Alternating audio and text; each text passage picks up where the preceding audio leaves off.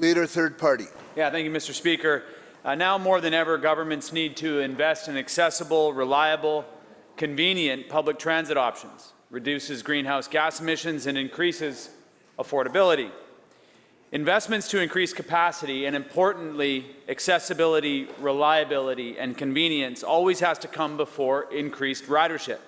These values attract people onto the service, and if these values are maintained and the experience is positive, people will make the decision to get rid of their vehicle and commit to public transit. Instability, uncertainty, and unreliability all diminish convenience, and that's what leads people to abandon public transit and invest in what they can count on, even if it's a long commute in an expensive vehicle. In Budget 2020, this government is reducing funding for BC Transit this year and implementing a freeze over the next 2 years. My question is to the Minister of Finance. At a time when we need to be accelerating investments in our public transit operations to support a shift to a clean economy, this government is pumping the brakes. Why is the government reducing funding for BC Transit? Minister of Transportation and Infrastructure. Thank you very much, Mr. Speaker, and I would like to thank the member for the question. Good public transit is essential, as he says, to making life more affordable for people. It is essential as we tackle climate change. And this is why our government has partnered with federal and local governments to fund $1.2 billion worth of transit investments across BC in this decade. This is paying for new and replacement buses, usually CNG, clean fuel buses, transit facilities, upgrades to existing facilities, transit exchanges, park and rides, and what we've seen work so successfully, new bus lanes. And to the member's question about funding, government funding on public transit should go to the services people rely on. If large reserves are built up year after year, as has been seen in BC Transit, it isn't going to those services.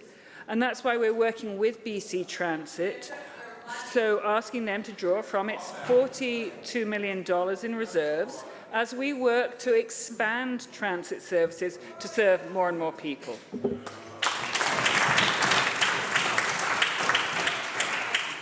Leader, third party on a supplemental. Yeah, thank you, Mr. Speaker. In my community on the Saanich Peninsula, I've heard from employers that a lack of public transit is a barrier to growing their business.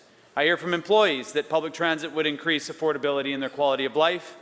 And I hear from people from all parts of my community how important the expansion of public transit is. I appreciate that this government may want to force BC Transit to use their surplus this year, but this government is also planning a funding freeze over the next 2 years. As a result of this freeze, BC Transit predicts that ridership numbers will go down over the next few years. This is because funding will lag behind demand, meaning service levels will drop and people will choose not to take transit. BC Transit needs certainty about their funding to be able to make the crucial planning decisions they need to increase service levels to grow ridership. My question is again through you to the Minister of Finance. If you're committed to seeing growth in public transit, why forecast a freeze in funding over the next 2 years, handcuffing BC Transit's ability to plan and grow for the future? Minister of Transportation and Infrastructure. Thank you very much, Mr. Speaker. Mr. Speaker, I think that the member is very well aware of our investment in transit systems in his own constituency. We are seeing hours of service increase, and we are seeing that ridership has reached record levels. It's expected to grow even larger in 2021 to a record 60.8 million trips. And accurate ridership predictions for the following year are based on next year's budget, Mr. Speaker.